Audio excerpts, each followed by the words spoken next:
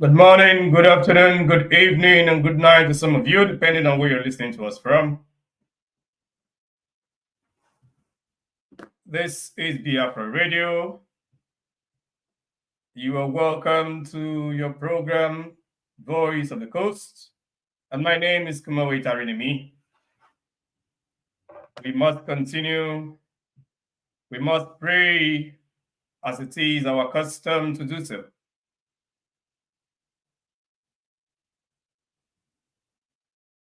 Our Father in heaven, we worship you, for you are God, and there is none else like you. There is no one else like you in all the earth.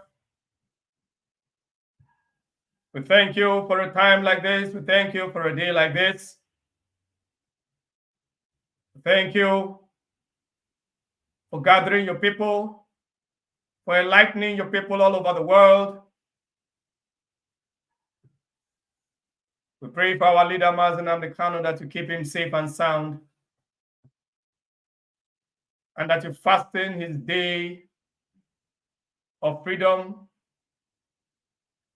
as well as fastening the day of the freedom of the people of Biafra. Our hope is in you, O Lord. We have confidence in no man. We have no confidence. We have not placed our confidence in the weapons of war. We have not placed our confidence in the wisdom of man, but we have placed our confidence in you. For you have never failed, and you will never fail us. This day, I pray for all of your children all over the world, those whose hearts are pure, those whose focus are toward the liberation of your land, the holy land of Biafra. Lord, we pray and we commit all those that are working assiduously. We ask that you keep them safe and sound, protect them from harm's way. Let their businesses prosper wheresoever they are, because they have put their hearts, they have committed themselves towards righteousness, which is to deliver the land of Biafra out of destruction, to deliver the land of Biafra out of domination of the evil ones. All this we pray in the name of Tamara, Shukokika Biama, Ayaba, Azaba, Ogene, Ise, Mopa. First of all, I want to apologize. We have been for starting late, and as well as not being able to come live on the Biafra Radio app, as we have said that we will. You know, there are challenges that we're facing, technical challenges. The next time I come on air, I will make sure that everything is fixed. We are facing some challenges, and that is why we are not live. That is why we are not live right now on Biafra Radio app. But we are live on Facebook, on the Biafra Radio page on Facebook. We are live on Alpha Power Media on Facebook. We are live on Biafra Radio app page on Twitter and on YouTube. Alpha Power Media on Twitter and on YouTube. IPOB UK Media on Facebook, on Twitter, and on YouTube. So make sure you're listening to us from any one of these platforms. And make sure you share this gospel so that you will not be listening alone. Share this message so that other people can as well join this broadcast. This is the 28th day of the month of September, the year of our Lord 2023. And today is Thursday. In the Holy Land of Biafra, the time is 5:37 minutes past the hour of 5 p.m., 5:37 p.m. in the Holy Land of Biafra. We must continue. Our topic today says Biafra resources, Britain's spoils of war. Biafra resources, Britain's spoils of war. You know, when you talk about resources, some people think resources is just what you have under the ground. You, as an individual, you are Biafra resources. You are one of Biafra resources. If you have developed yourself, if you have developed your mind to be productive, you are one of Biafra's resources. You have developed your brain, you have gone to school, you have studied, or you have trained yourself in one skill or the other, and you're working, you are a resource. You are an asset. You are Biafra's asset. But today, Biafra's asset belongs to Britain. Britain takes it as a spoil of war. And when I say Britain, I do not just mean Britain, but Britain and her allies. Britain and her friends, which includes the United States, which includes France, and all of them that put their resources together to make sure that Biafra is subdued in the 60s up to 1970.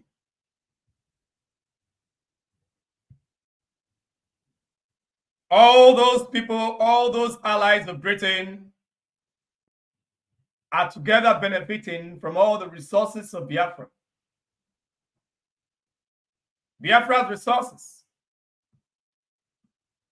including the oil and gas on our land. Biafra's resources,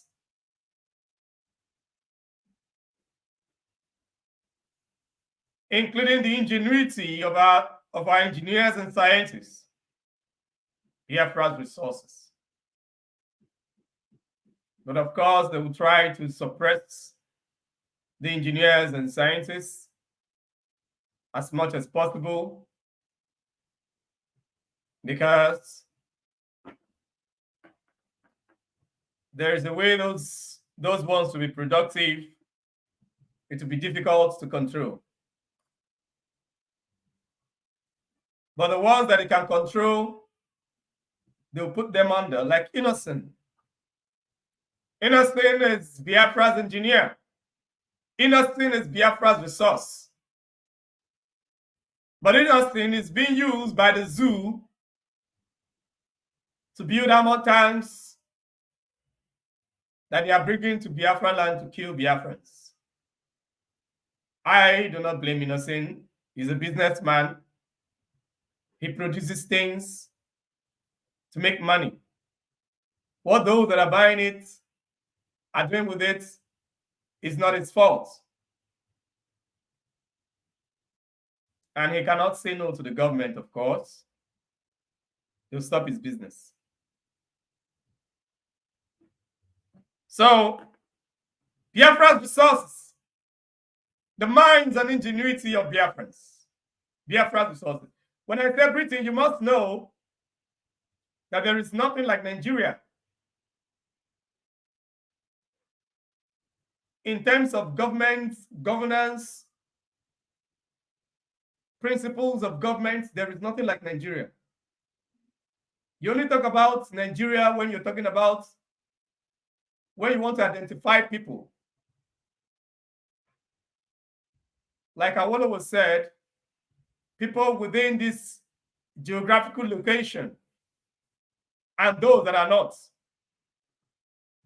So when you want to describe the people living within the geographical location that is called Nigeria, that is when you have Nigeria. That is when you talk about Nigeria. But beyond that geographical space, yeah, they are not Nigeria. You see, that's how it is.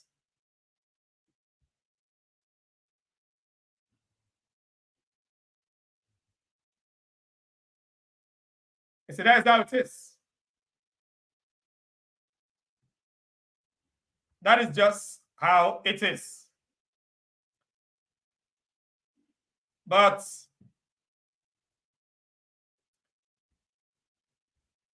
on this other hand,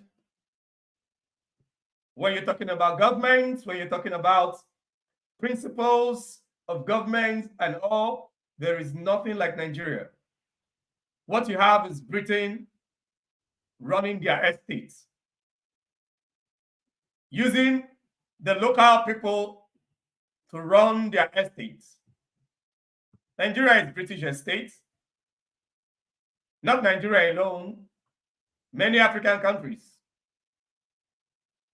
are British estates, French estates, Portuguese estates. And that is why you're seeing what is happening in Niger.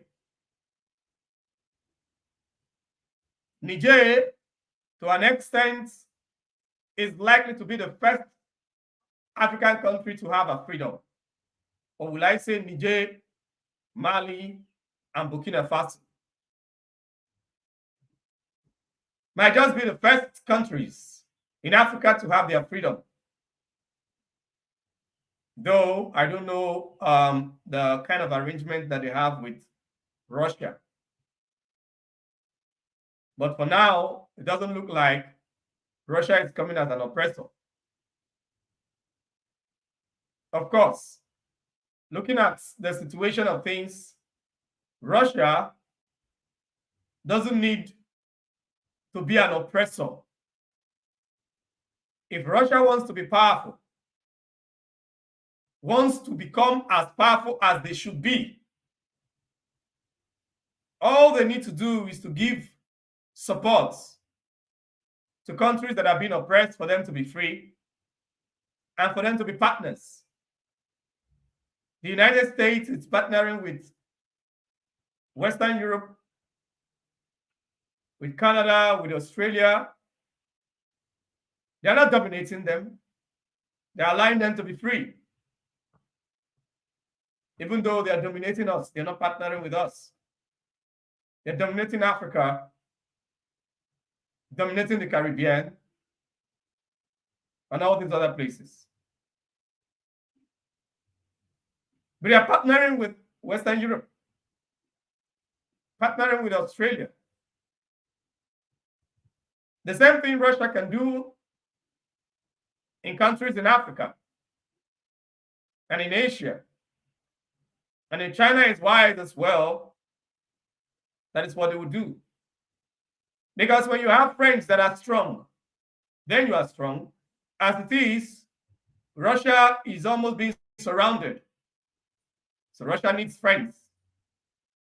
It's only wise for Russia to make her friends strong and self-reliant. There was a time Western Europe was weak. The United States supported them because they needed them to be strong. They needed them to be strong because Russia was still there. And they've never liked Russia. their political game with Russia have never aligned. So they needed Western Europe to be strong in order to control the strength, in order to curtail the strength of Russia. So America supported Western Europe, and they are still supporting them till today. When you have strong friends, you will not be afraid to fight. But if all your friends, or all those you call friends, are weak and beggarly, when you need help, there will be nobody to stand for you. So, and I do not believe that Russia is weak. I do not believe that Russia is foolish. So, if the view that I have of Russia, of what they should be doing to save themselves, because what Russia is doing, what many people do not know is that what Russia is doing is to save themselves. Russia is trying to save their own head. They are trying to save themselves. What Russia is doing is to save their own self. It's not to it's not like some people will call it for the Christmas walk. They are trying to expand their friendship so that other people can be strong, because the enemies they face are strong. If Western Europe bonds together,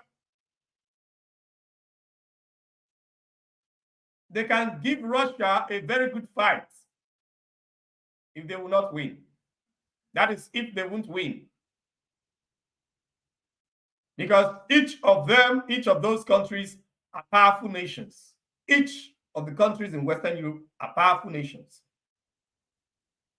Not to talk about the United States over there.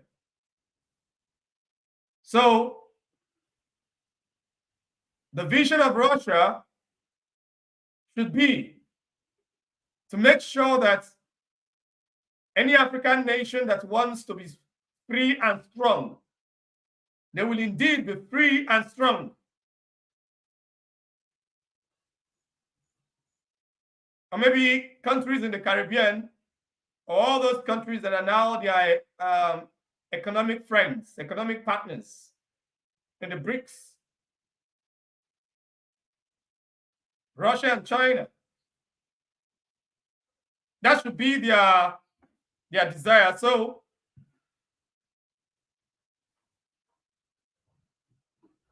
with France evacuating Niger, evacuating their soldiers, and cutting off relationship with Niger is good news to Niger. And good news to the Sahel Alliance of Burkina Faso, Niger, and Mali. Good news to them. They can maintain this and develop their country in the next 10 years. Those countries will be way different. It will be a different ballgame entirely if they continue in this same tempo, because that is one issue with Africans. They have problem with continuity. They have issues with continuity. You start well, tomorrow you break down. As some foolish people are already allowing France to deceive them, to plot coup against people that are doing well in their country, people that are trying to save their lives. They want to plot coup against them and kill them. If there are no foolish people to accept such bribe and such foolishness, Africa would have been free before many of us were born. But because there have always been very foolish people that hate progress, that all they think of is themselves. All they think of is themselves. Very foolish.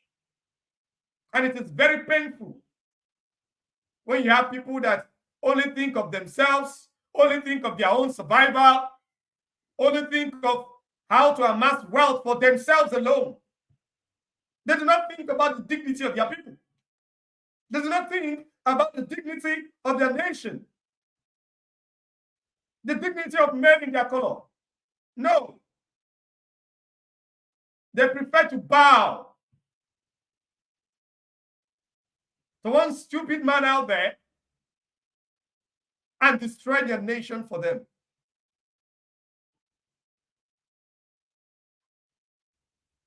And they're enjoying 2% out of their own resources. They will give you 2% for you and your whole nation to share. You will take 50% out of 2% and keep 1% for your country and keep them in poverty so that you can be controlling them. Are you not stupid? Something that belongs to your country, 100%, you allow the oppressor to take 98% and keep 2% for your whole country. And you're not stupid. All because of your greed. But I thank God Africans are waking up. Africans have woken up. And this is the dispensation of freedom. This is the dispensation of freedom. It's over. France should understand that it is over. As well as Britain must understand that the game is over. We are no longer stupid. We are no longer foolish. The game being played upon us in Africa is over. And that is why we must continue to preach this gospel till every soul is liberated, till every man stands up for what is right.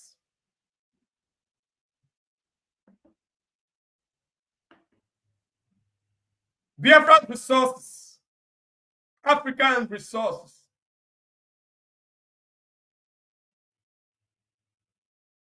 The Berlin Conference in the year 1884, held in Germany, Berlin. That was where European countries came together and decided that they will come to Africa, own the people of Africa, own their resources, and do with them as they choose. And they came and they fought and they killed people, committed genocide upon genocide upon genocide for countless years until they assembled all of Africa together in the Western European Alliance. Picking different places in Africa as they choose, creating maps and boundaries, drawing Africa the way they choose, joining people that have nothing together initially, and cutting apart people that formerly used to be one.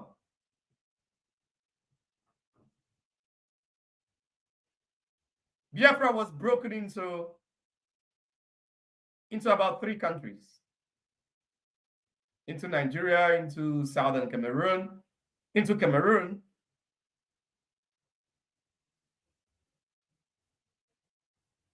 and into, what's the name of this other? Gabon.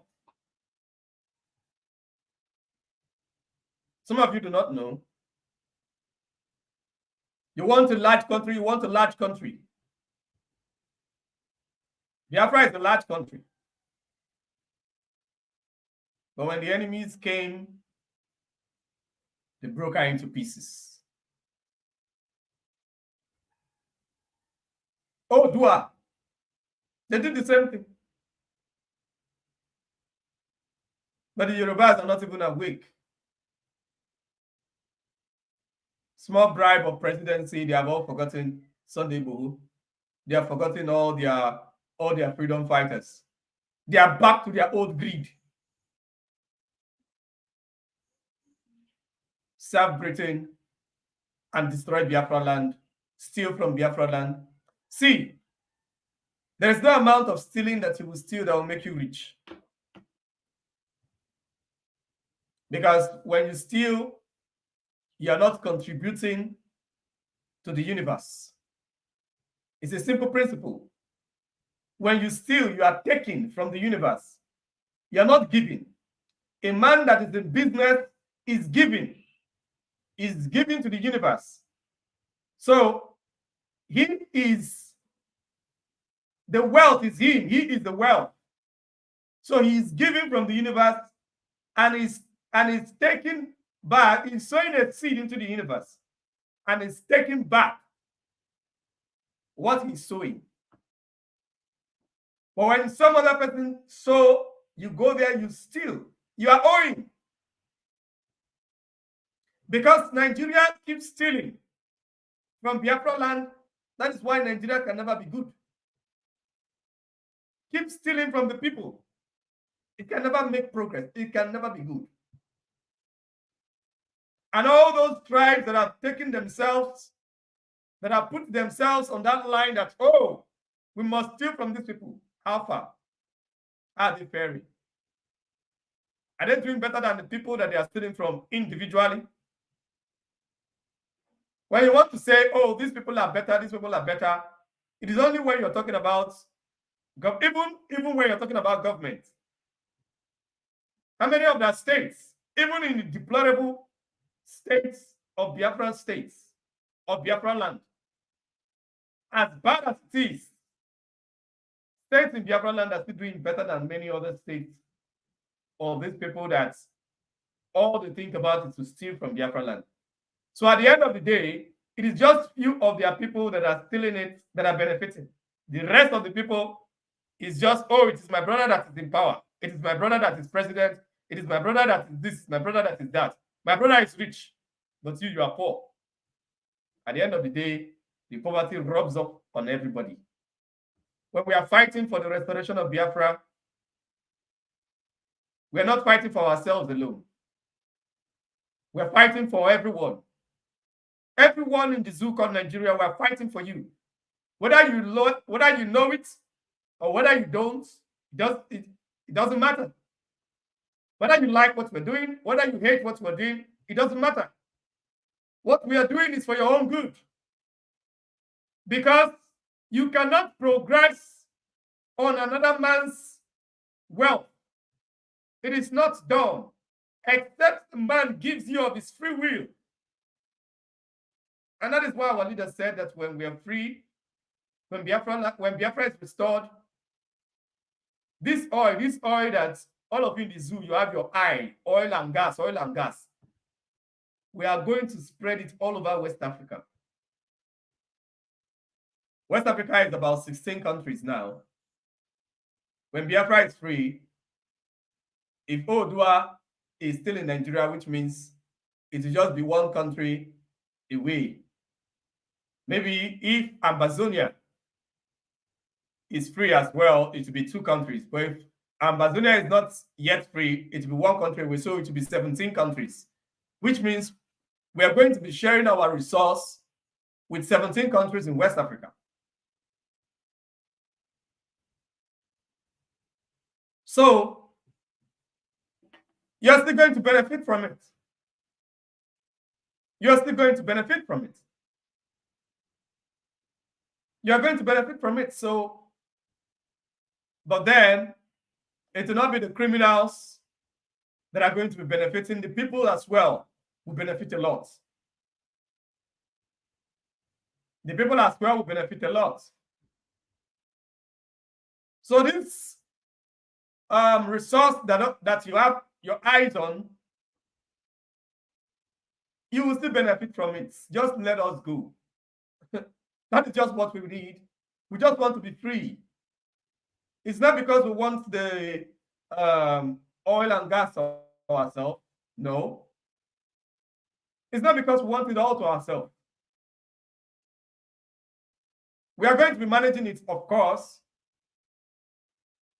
because we are the best people to manage the oil and gas on our land. Oil and gas, even though it is good, but it's very dangerous to the health.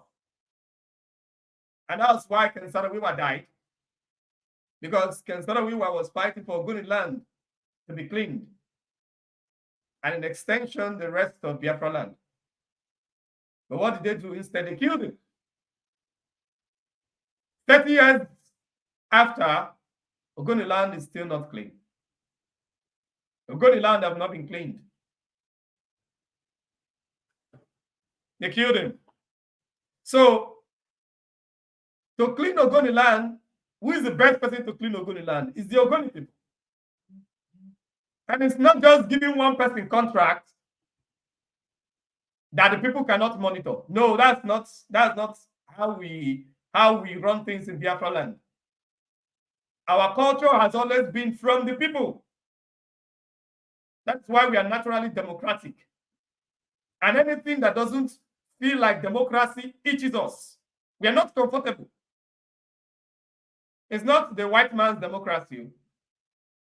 Our own democracy is through freedom, not the white man's manipulation that he calls democracy. Just make people feel good, but you're still controlling them. No. It is the people on the ground that determines what goes on in their land. And everybody's contribution counts. That is our system in Biafra land. So, of course, we're going to be managing the oil, the natural resource, the oil and gas, so that it does not become poison to us. Because if the proceeds of the oil and gas, we are sharing it with the West of Africa, with West Africa. If the oil and gas begin to become poison, the rest of West Africa are not going to suffer it. It is those of us in Biafra land that are going to suffer it, because it's in our land. We are the ones to suffer it. So we'll manage it very, very well. But as for the proceeds, every other people will enjoy it. That's it. Others will as well enjoy it. You will as well enjoy the proceeds.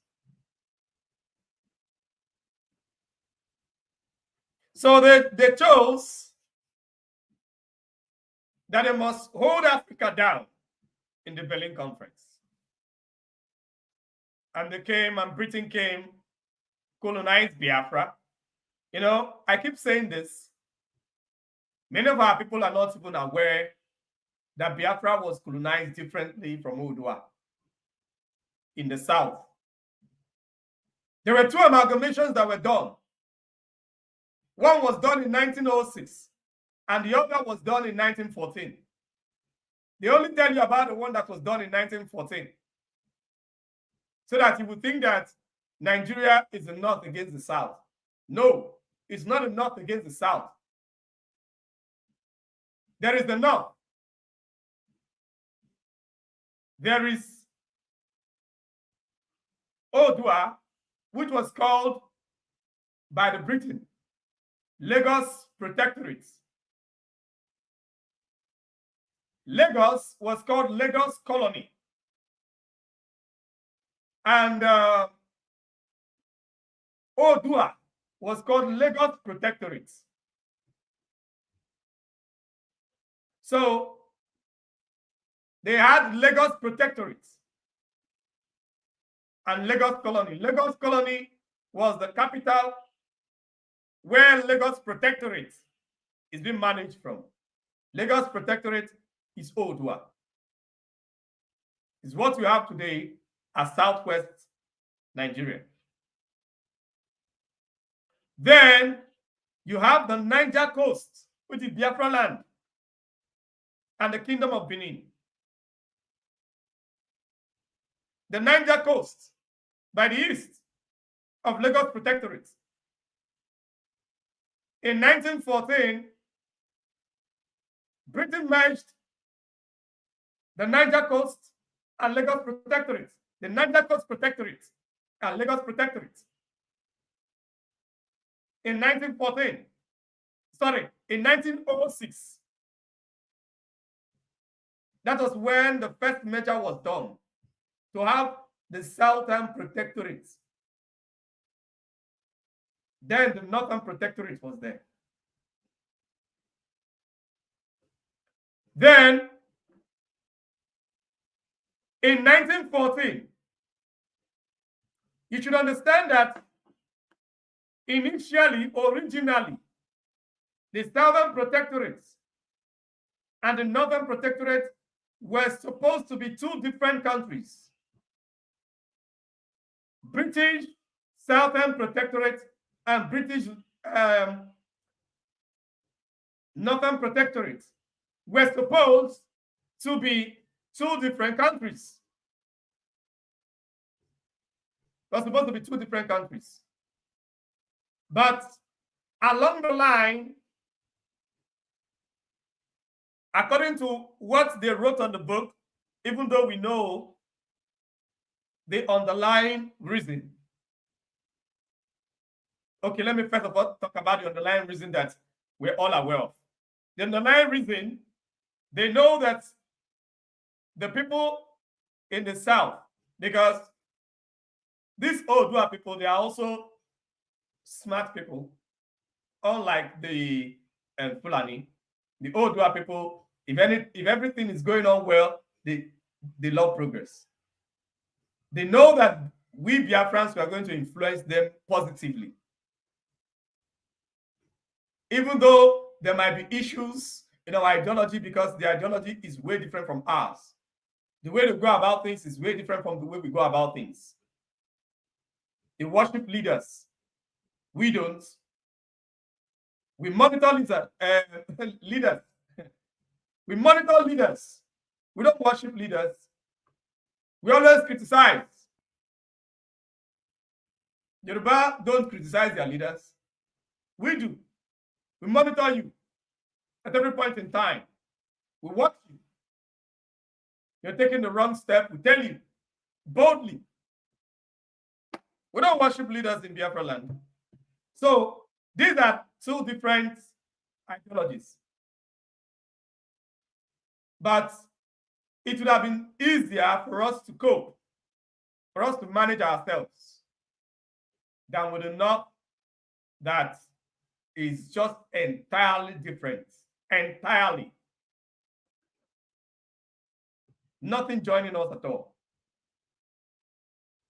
So the North is very easy to control. Immediately, the Fulani empire was captured by Britain. Half of northern Nigeria was already captured. Half of northern Nigeria, very easy. And once you have captured the king, every other person bows. And those people, they saw that they have total control over their masses. Unlike in Biafra land. If you defeat that village, it doesn't mean that the next village will bow down to you. The next village will be preparing themselves. Oh, they have conquered these people. It means that it's our turn. You go ahead and conquer the other ones. The other places are preparing themselves. Even though the Arab Confederacy was supposed to be one unit, they did not conquer the Arab Confederacy at once. Even though the Arab Confederacy was actually one country, one government, but it's a confederation. If you conquer Aro, the other people are still operating the way they are operating. You have to come and fight them. So it wasn't easy for them. They kept on going from one to the other, going. Look at it now. When they conquer Aro, some of the soldiers, the remaining soldiers from Aro there, went to Delta area, and formed the Kumeku and continued the war. For about 40 years, they were fighting. But the north, when they got to the north, all they did was conquer Fulani. Then the other places were not so difficult. And Fulani was already ruling vast parts of the north. As they conquered Fulani, every other places that Fulani were ruling became subdued. They didn't need to go to Kano anymore to fight any war. They didn't need to go to Katsina. They didn't need to go to any other place as they conquered the emperor. Finished. Or whatever they were calling themselves. Islamic terminology they were calling themselves. So they saw that it was easier for them to manage those people. So they needed to use the north to manage the south. But at the same time, after that time, the north was very poor. The north was very poor. They only had granite. Granite was their major resource, which wasn't even bringing much. Meanwhile, in the south, there were just lots of resources that Britain was stealing and using to manage. You know, when you're running a business, you cannot be using your personal money to be running the business. You might try it, or if you have another business, you see that, okay, the money from this business, to be using it to sustain this other business until the second business stands for itself. So that was what Britain was doing. They were using the Southern Protectorate, money from the Southern Protectorate to manage the Northern Protectorate until a particular time they saw that this Northern Protectorate, it is not going to get any better. So we just need to merge them together so that we'll just be managing them together. Managing them as one to be easier. To manage all of them as one. And still the remaining. So that was what gave birth to the 1914 amalgamation. That is the one that is on the book. The political reason is not written. The economic reason is what is written. You see some Northerners coming to brag and say, oh, is it not our granite that was used to develop oil and gas? Your granite. Your granite that could not sustain the North, that made Britain to merge the North and the South. It is now your granite that was now used. What about all the money that Britain was making, or that the zoo was making from Biafra land? You know, crude oil is not the first oil. Palm oil was the first oil. In fact, Europe knew Biafra land for palm oil, just as Ghana was known for gold. And different places in Africa were known for their resources. Biafra land was known for palm oil. And that was why Bayelsa Rivers Delta was called oil rivers. Those were the ports. That was where they were they were coming to get palm oil. It was called oil rivers. That's where the name River State was gotten from. It's oil rivers. That was the terminology that the Europeans referred to that region. And the oil rivers is not, it is, when they say oil rivers, what they actually mean is that the rivers ports, okay, the rivers ports, or should I say the seaports, from where they are getting the oil. But the oil is gotten from all over Biafra land, mostly from the hinterland. Our people in the coast living within the riverine area go down into the hinterland and get this oil, palm oil, and take it to the coast and sell to the white man. So that was Biafra's resource. And it served our people a lot. Our fathers made lots of money from that resource. And that resource is not supposed, it's supposed to be used to date. It's supposed to be used to date because it's not the kind of resource that dries up. Unlike crude oil. Crude oil will dry up, but palm oil doesn't dry up. It's a renewable resource. We're talking about resources. There are two types of resources, renewable and non-renewable.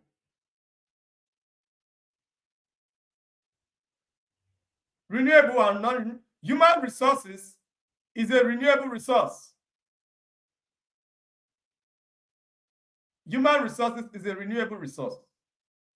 But an individual, a particular person, an individual is not renewable. Well, it's renewable in the sense that he can write books if he has knowledge that people do not have. He can write books. He can document things that other people can come in and learn and develop.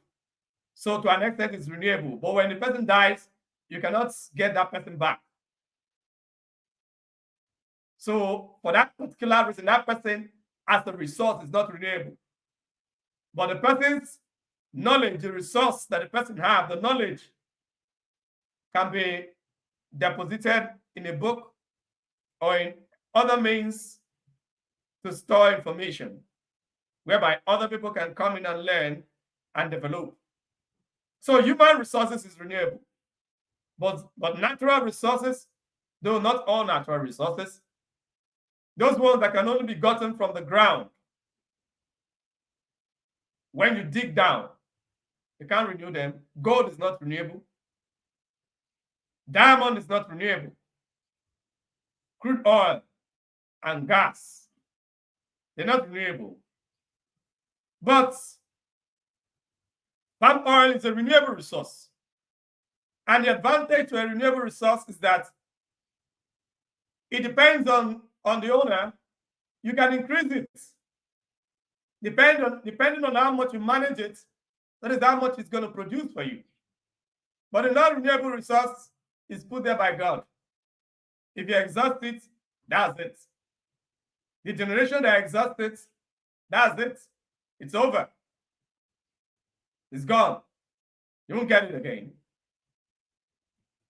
That's why it's better to develop your country on a renewable resource than a non-renewable resource, because you can manage a renewable resource. Sometimes, depending on the terrain, a non-renewable resource can even cause disaster, earthquakes, and all that. But Africa is blessed, mostly Biafra land. Our terrain is stable. You know, I'm a geologist, so I know this thing by profession. Most of what I'm telling you is what I studied. So our terrain is stable, so that's why we can drill and drill and drill. If not, with the kind of foolish people that are running the zoo, and stealing from Biafra land, there would have been earthquakes every day. I'm sure if Biafra land wasn't stable,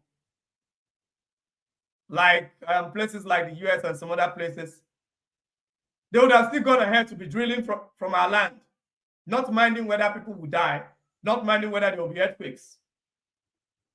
Of course, because what they are doing now shows that if our land wasn't stable, they would have done the same. We're just lucky that our terrain is stable. We have stable plates.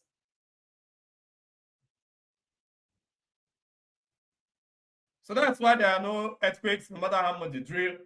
Even if they dry it up, there will not be earthquakes. So, but in certain places, they have this crude oil, but they can't use it.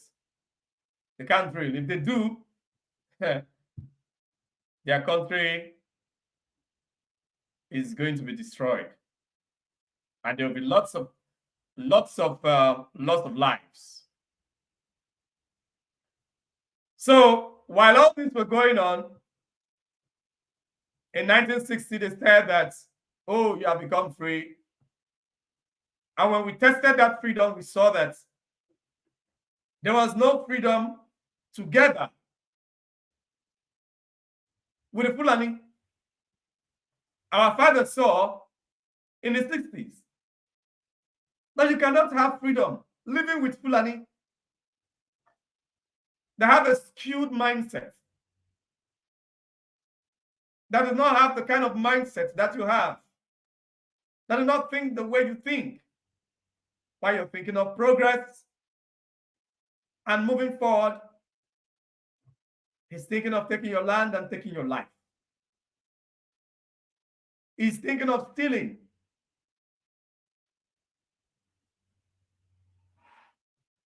So after we tested that freedom that Britain said that they have given to us in the 1960s, and we saw that we cannot have this freedom with this kind of people. So the Eastern Assembly decided to declare the Republic of Biafra. After there have been lots of lives of our people in the north, the Eastern Assembly put it to Ojukwu and told him, see, we have decided. And we have decided to go by our ancient name, Biafra.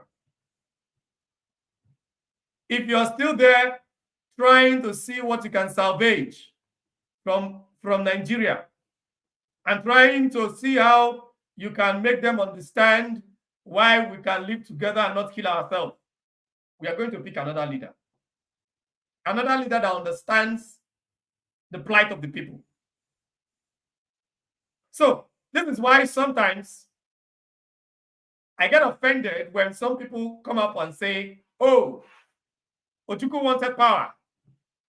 Ojukwu wanted to be president. He wanted to be Lord. If Biafra had been free, Ojukwu wouldn't have left power. Ojukwu never even wanted this. Ojukwu never wanted it. It was the people that put it on him.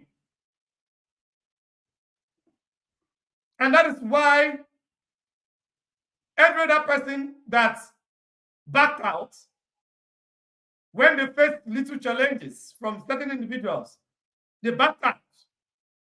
When you were the ones that from the beginning put it upon Ojukwu that if you do not do this thing, we're going to choose another leader. And you know how Biafrans are.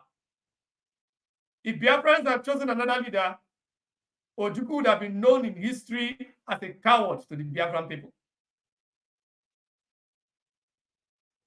He would have gone down in history as a coward. So the Biafran people told him, you must do this, and you must lead us out of Nigeria. We cannot continue. Ojukwu had no choice, and he did it. Knowing the cost, he didn't care. put his father's wealth and everything. But at the end of the day, what happened?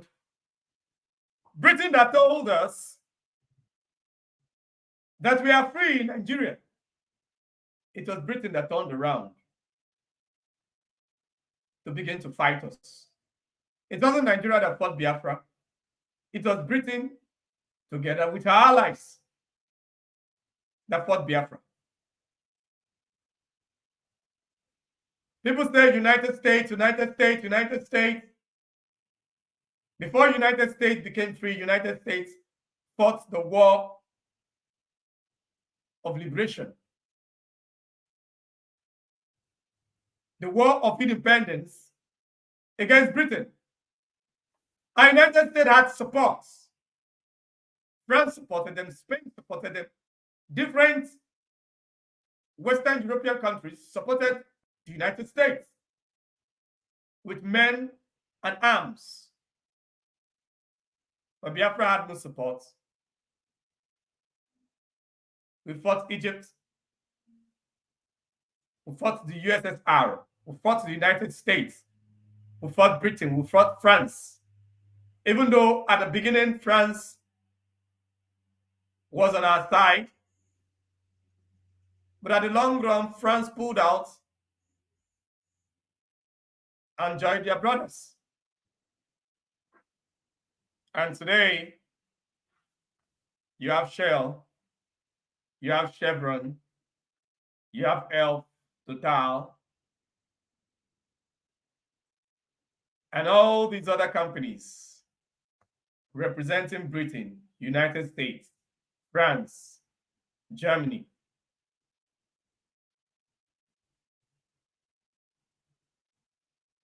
Stealing our resources, setting up our people to fight communal wars. Ijo against the Shekiri. This one against that one. This tribe against that tribe. This community against this community. So that while we keep fighting ourselves, they'll continue to loot. So from then, after 1970, Yoruba, Fulani, together with Britain and our allies,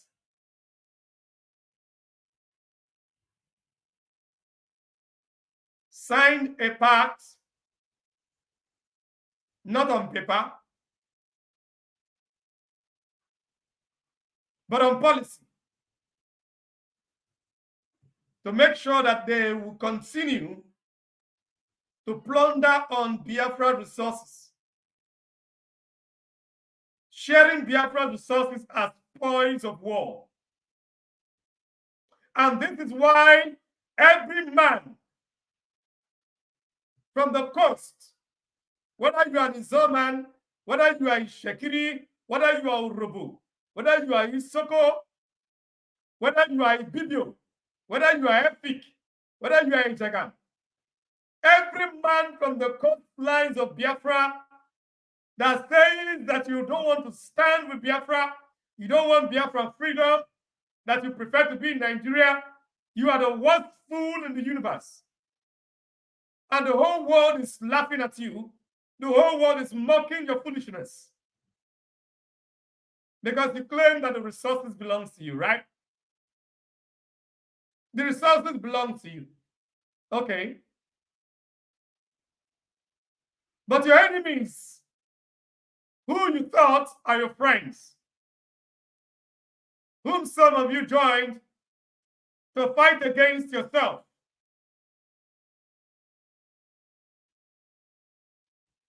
and that is why all of our people that stood to fight Biafra, all Biafrans, whether they are Igbo, whether they are Izon, whether they are Ibibio, all those people that stood against Biafra, to fight against Biafra, Nigeria killed most of them and made them useless.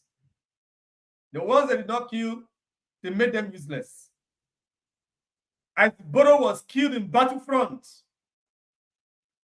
because his passion was just too much. He was too powerful. He was just too powerful. Thinking that after defeating Biafra, he will now stay free and now be choosing what will happen on his land.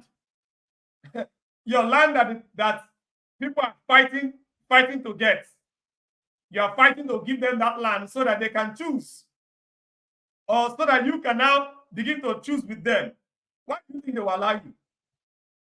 They will kill you. Because the reason you're fighting and the reason they are fighting is not the same. When you as a Biafran and you stand up to fight against Biafra, the reason you're fighting and the reason those people that you're fighting alongside with, they are not the same.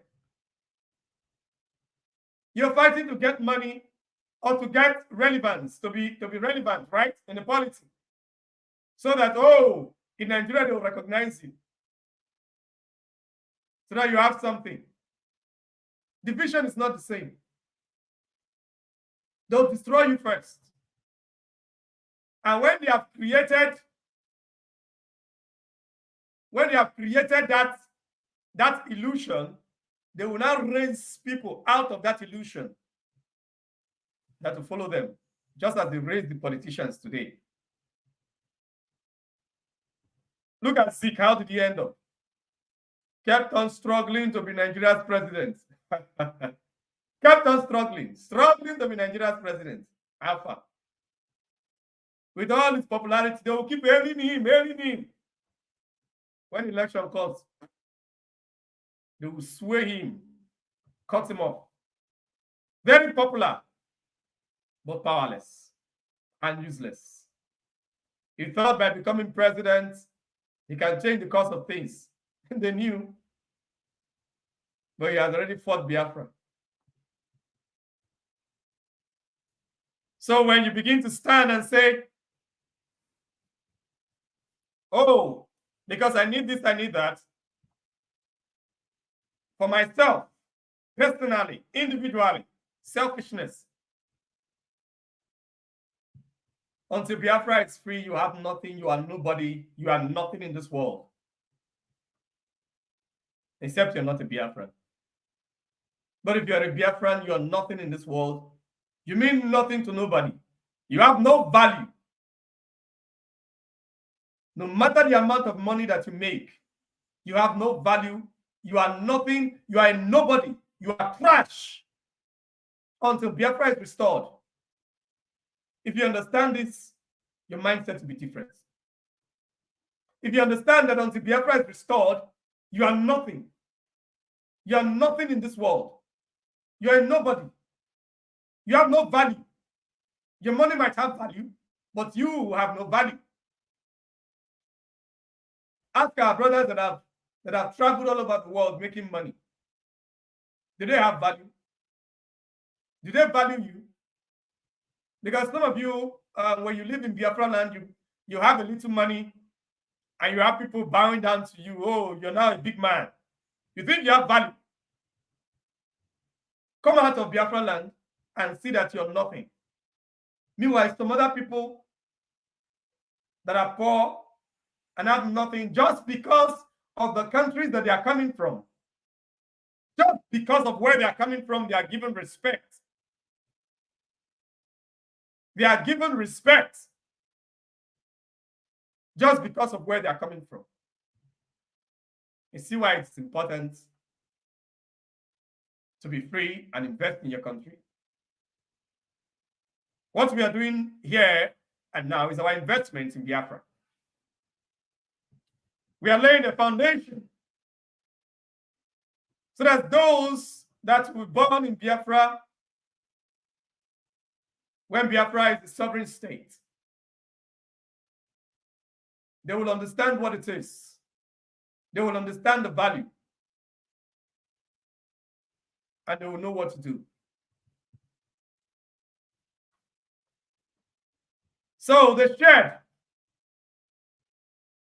chevron Shell, Elf,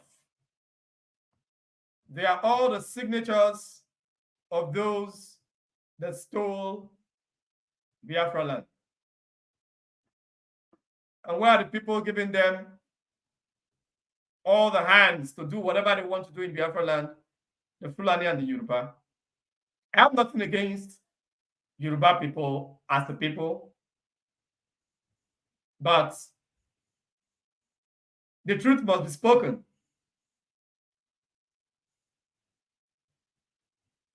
As individuals, I don't have anything against the Yoruba people. I don't hate them. But the Yoruba elites have a policy against Biafrans. They have a policy for the Biafran resource. They have a policy for the Biafran mind. And that is why they will fight head on, fight tooth and nail, morning, afternoon, evening, night, to the next day, to make sure that Biafra land do not have seaports, so that everybody will go to Lagos. And all your investments, all your tax, you pay it in Lagos. All your businesses will be done in Lagos, so that they can benefit. And when you are in Lagos, you are their mercy. They are the ones fixing the laws. If you do not want to bend to their laws, they will break you. They can choose one morning and put fire in one marketplace. And that's it. The business is gone. You have to start all over again. They can choose to tell you who to vote and who not to vote. And many of their people join them to stop people from voting, to stop Biafrans from voting. Even though we have already told Biafrans not to vote, you have no business there. This man, how far? Peter Obi. When I was telling some of you last year that Peter Obi will not win, I saw some people saying that, oh, I am now working for Tinubu because I told you the truth. I told you the truth that Peter Obi will not win. Not that he cannot win, but they will not give it to him. Did it happen? It did. So, the people have shared our land. They have shared our resources as the spoil of war. And that is why they will do everything that they can to make sure that they distract us, to make sure they maintain the distraction.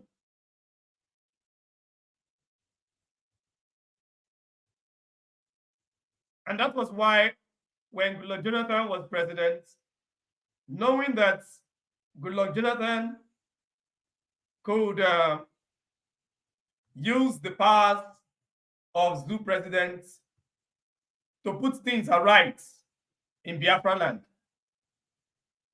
that could have made Biafra land maybe not 100% free, but 50 to 70% free. What did they do?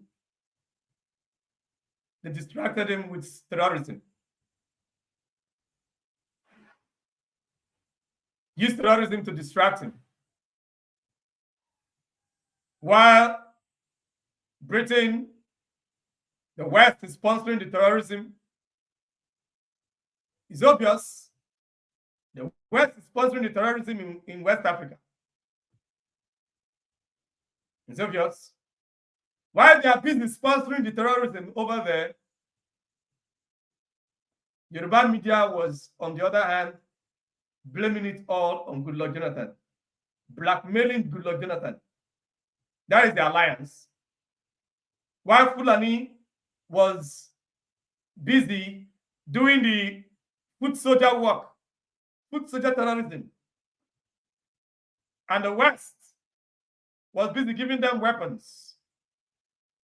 The Yoruba media was, on the other hand, giving them media support. And afterwards,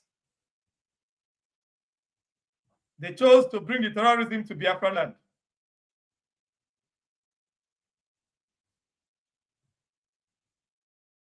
And when they brought the terrorism to Biafra land, all in the mean to distract us, to subdue us, to suppress us, to put us in fear, so that we cannot rise up and stand for what is our right. It is the same thing that they are doing in the Sahel, Niger, Burkina Faso, and that is why, with what is happening in the Sahel right now, very, very soon, terrorism from northern Nigeria will die a natural death. Because if Niger, Burkina Faso, and Mali can hold their grounds very much, do not forget, it was Libya, opening of Libya, breaking Libya, the killing of Gaddafi, that opened that channel of communication to make sure that terrorism thrives in West Africa. So, with the Sahel being locked up, terrorism would die a natural death. Once Mali, Burkina Faso, and Niger knows what they are doing, and they bond very, very well and fight off this terrorism, and France is no longer there to be supplying them with weapons at night and in daytime claim to be fighting terrorism. Terrorism in the Sahel would die a natural death, because those people will no longer be able to run their way through Niger, through Chad. It will now be left for those in Chad and Nigeria. But over time, it will be suffocated and it will just drown. In a very short time from now, terrorism in the Sahel will drown. But now these folks have metamorphosed, changed themselves, different colors. And right now in Biafra land, they have created different things,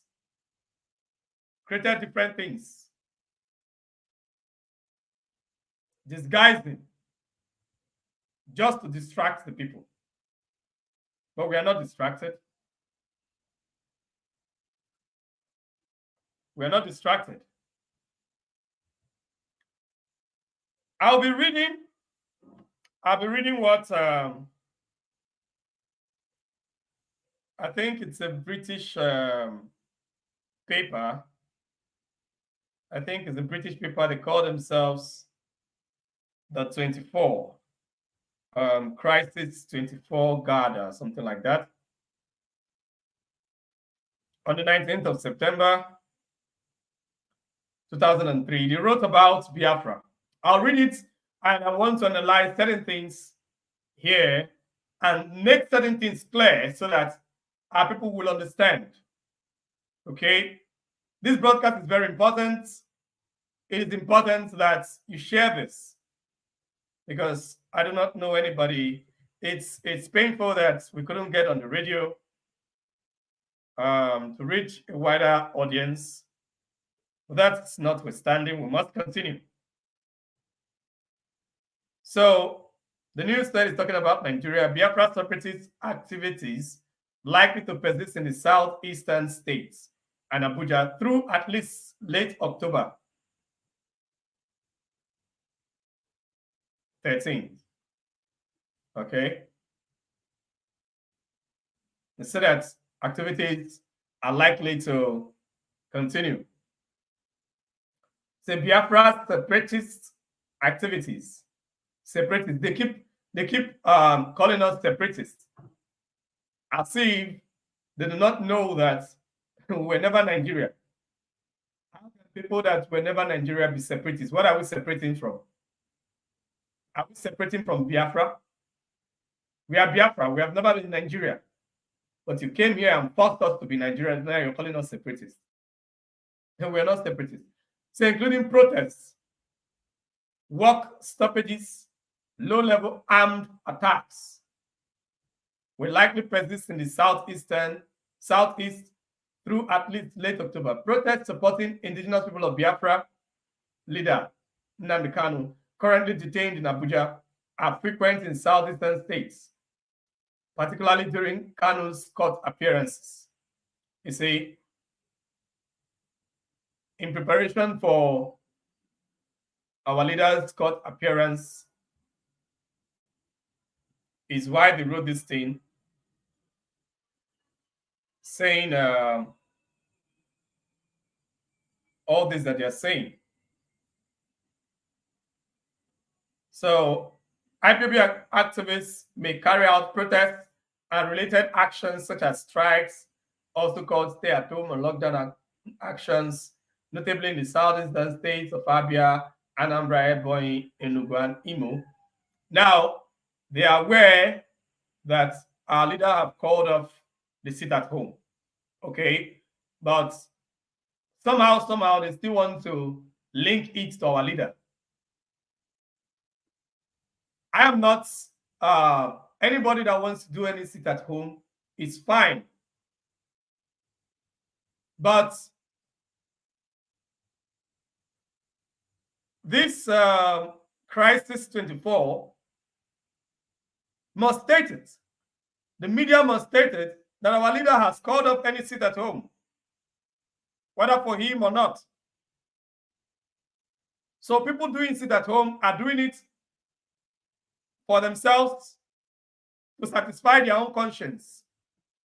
It is their own choice, and it should not be linked to our leader. So when they are writing this, they should know what they are writing.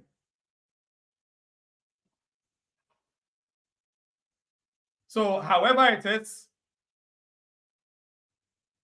so IPOB activists may carry out protests and related actions such as strikes, also called stay-at-home or lockdown actions, okay? Notably in the southeastern states of Abia, Anambra, Ebonyi, Enugu, and Imo, and particularly on Mondays, a common strike day, or during Kanu's hearings. In recent months, there have been reports of emerging rival factions within IPOB and conflicting strike orders. Instead of them to state it that our leader called off the sit at home, okay, they are saying, they are putting it here in a way that, because if anybody that is reading this, anybody that is not following the activities of the Biafra movement will not understand this. The person will not understand this. So they are putting it in such a way that it will not look as if our leader have called it off.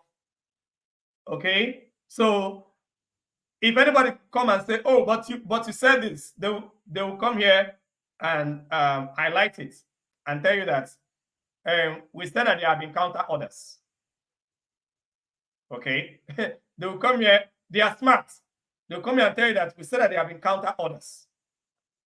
I'm not here to talk about whether the sit at home is good or whether the sit at home is not good. That is not what I am actually talking about here. Okay, whether the sit at home is good or the sit at home is not good, that is a topic for another day. Maybe somebody else can handle that. I'm not particularly interested in handling that. But the fact here is that our leader has called it off on his own. So the sit at home or whatever can be done by anybody that wants to do it, but not being attached to Mazi Nnamdi Kanu. So in addition, security officials often attribute acts of violence targeting civilians or security forces to IPOB militants, look how to put it, or its armed wing, known as Eastern Security Network. The Eastern Security Network have nothing to do with the activities, okay? The Eastern Security Network, they are suspected IPOB ESM militants killed at least 5 police officers during an ambush and all of that. The Eastern Security Network is busy protecting our land from terrorists. The Eastern Security Network is not after security officials, except those security officials are in the forest protecting terrorists. That is when they might have clash. So whoever is on the streets attacking the security officials is not the Eastern Security Network. And they have not said that they are Eastern Security Network. Okay? They have not said that they are Eastern Security Network. You see, the Eastern Security Network is already popular and everybody knows. The Eastern Security Network is associated with IPOB. So when you see them writing like this, they always want to paint it in such a way so that they will have something to say, so that they will have something to hold. It is good that you face those that are facing you and call it what it is. Okay, the Eastern Security Network is busy facing the terrorists in the forest. Disciplined, facing the terrorists. Except they are, on the other hand, trying to tell us that the security officials of Nigeria are actually fighting side by side with the terrorists, with the Fulani terrorists in Biafra land, in Biafra forest. Except that is what they are telling us, then I will accept this report. But if that's not what they are saying, then this report is false. Security forces will likely deploy to monitor protests or related actions. Security forces, instead of them to say that the army, look at it, instead of them to say that the army is usually deployed to clamp down on protesters, on armed protesters. Look at how they painted it. You see, Britain is very wise. Their media is very smart. And you must be smart as well. Security forces. So they just generalize it. So people will just think that it is just police. And because a white man reading this, whereby he doesn't know that it is possible for army to clamp down on protesters.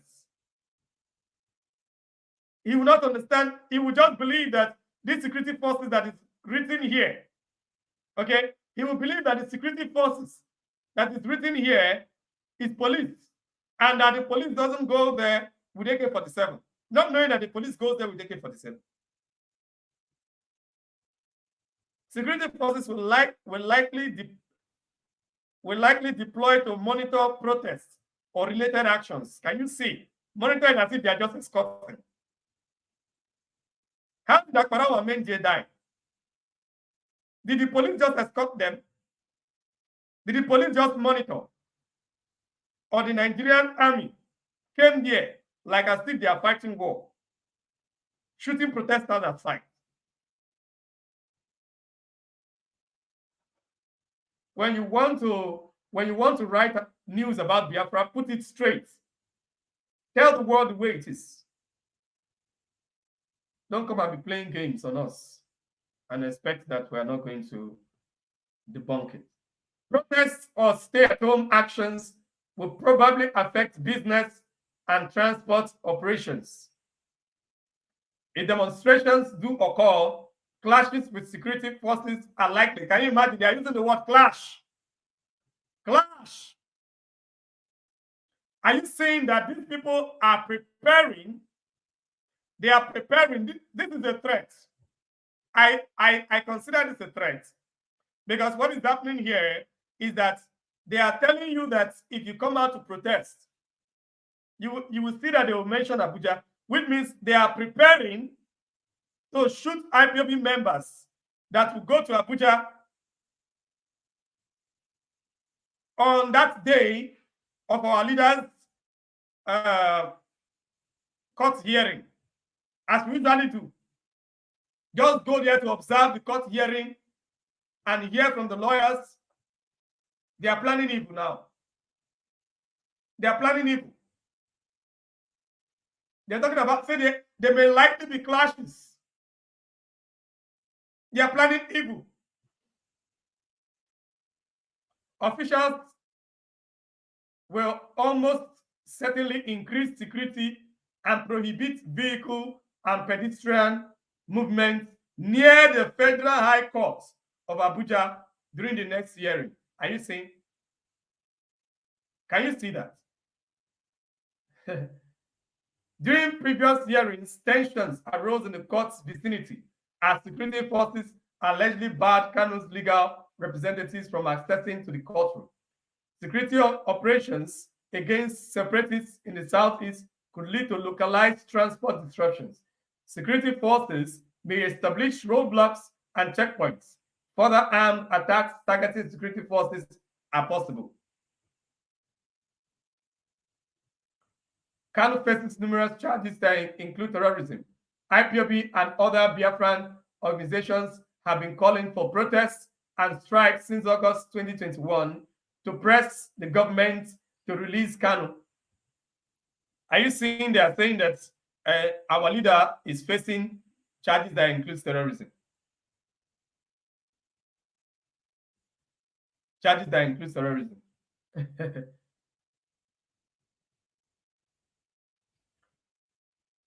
IPOB seeks the independence of the southeastern region following the previous attempts at independence by the Republic of Biafra, which sparked a 3-year civil war that ended in 1970. Deep divisions remain between Biafra separatists and the central government. The Federal High Court of Abuja labeled the group a terrorist organization in 2017. The so-called Biafra region geographically includes various southeastern states, including Abia, Akwa Ibom, Anambra, Bayelsa, Cross River. You see, in 2021, before those people picked our leader, they came up with something and was saying that they describe Biafra to be the 5 southeast states: Anambra, Enugu, Imo, Abia, Ebonyi. Today, they are now putting the story right, including Bayelsa, Cross River, and River States and all, say inhabited by the Igbo people. They're now putting the story right because we did not accept that lie. And that's why we shall never accept any lie.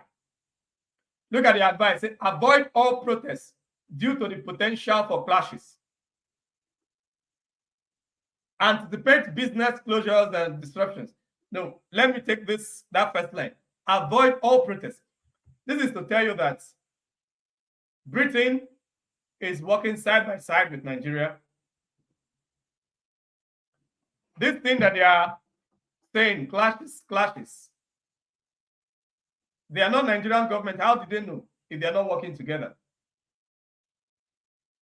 That is why you see they've been postponing. They are trying to see how they can prepare the media so that the same thing they've been doing, killing our people in Southeast, they can do the same in Abuja. So they are preparing the media stage for that to happen. That's why you see it was supposed to be 14th September. They have pushed it. We don't even know the current date anymore. because they know that our people will be there. Whether they want to come and give one false judgment. Tinubu, maybe Tinubu want to do one magic, the same way he did with Peter Obi. Want to do one magic and give one false judgment. Now they are saying that our leader, Mazi Kanu, is being accused of terrorism and all that. Among all those charges, when did they put terrorism? Except maybe somebody else will tell me about that. I'm not aware of any terrorism. But here, Britain is already cooking up something. Cooking up something that does not exist. And preparing the minds of people so that when it happens, they will say, yeah, this is how it has been. And yes, there can be clashes with security operatives in Abuja. Have there been any clash in Abuja? If they are not planning any evil, if they are not planning to give one false judgment, but it's not going to happen. They have no choice. It's not going to happen. Not going to happen at all. They have no choice. The only choice left is to release Mazi Kanu. That's the only choice left. You must understand that the game is over. Britain, you must understand that the game is over. The game is over in Africa. Initially, you thought it was only the Biafran people that knows how to fight for freedom, right? Look at Niger. Look at Mali. Look at Burkina Faso. Whoever thought that the Nigerians would stand up against the French? Whoever thought of it one day? But look at it. Your game is over in Africa. You want Biafran gas, but you don't want Biafran people to be free. How is that going to happen? This same Biafran gas, this same pipeline that they put through Niger, and they did not anticipate because they thought all those countries are under the control of France. They are all their territory, so they can just line it up. Let Biafrans be fighting; they don't care. I told them when their fights with Russia started, I told them on radio. I said it. I said, you need gas. You're not fighting with Russia. We have this gas. The best thing for you to do, come and free Biafra land. We discuss. You buy our gas, you enjoy your gas. But they said no. We'll keep in bondage. We are Europe. We have ruled you for many years. We'll control your land. We'll control your people. We'll control your politicians. But do you control the creator? Of course you don't. We control everything. We'll take it. Okay, now take it. Niger now I've told you that you cannot take it. Because you passed through their land. Now you're not fighting everything tooth and nail. But it will not work. The only choice you have is to bring UN to Biafra land and conduct referendum. From Biafra land, you don't need all those pipelines going through other countries. We have access to the sea. From the sea, we can connect you to Europe. But you know that you cannot do it now. You know that you cannot tap from our sea to Europe. You know. Because there are people that are not happy with it. And the gas, most of the gas is in Igbo land. Most of the gas is in Imo State, Abia State. The places that are hot. You now carry it and now pass through the whole of Biafra land, through the coast, and I'll be going to Europe. It will not be funny. So Niger now have kicked you out. You still need gas. You're still fighting with Russia. we are not fighting with anybody. All we need is our freedom. So if you also need gas, it's very easy. Mazi is still there. Release him. You're the one that put him there. It's Britain that put him there. The time to continue to take Biafran resources as your spoil of war is over. You must recognize that it is over. That generation is gone. That dispensation is over. And you must realize that it is over. The game is over. The game is over. What is left now is for you to free Biafra land. You need gas. Come and free Biafra land and have your gas. We discuss. Of course, you know that you cannot cheat us. You cannot run us over. We discuss. You pay the way it is supposed to be, and you have your oil and gas. You have your gas, and you can do without Russia. If that is all you want. If that is all you want, then you can do without Russia. But Russia will frustrate you in West Africa.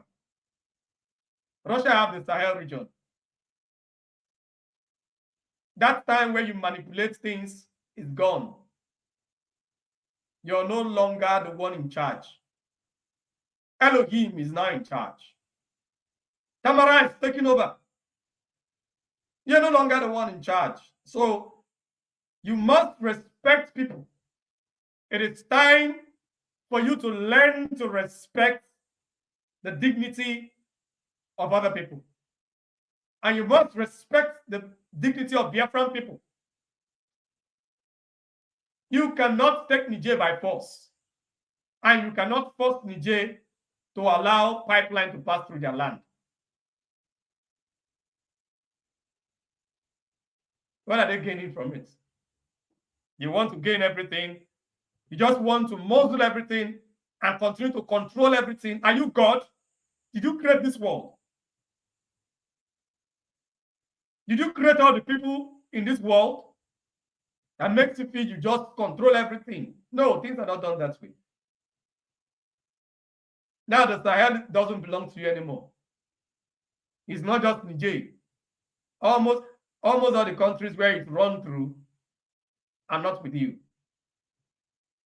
So you continue to suffer. You continue to suffer until you realize that the Biafran people must be free. And Mazi must be released. At this point, we shall call it a day. Thank you very much for listening. God bless you. Ensure you share this message as much as you can. This is Voice of the Coast. And I am your host. My name is Kimiowei, Tari, Nemi. Thank you very much. God bless you.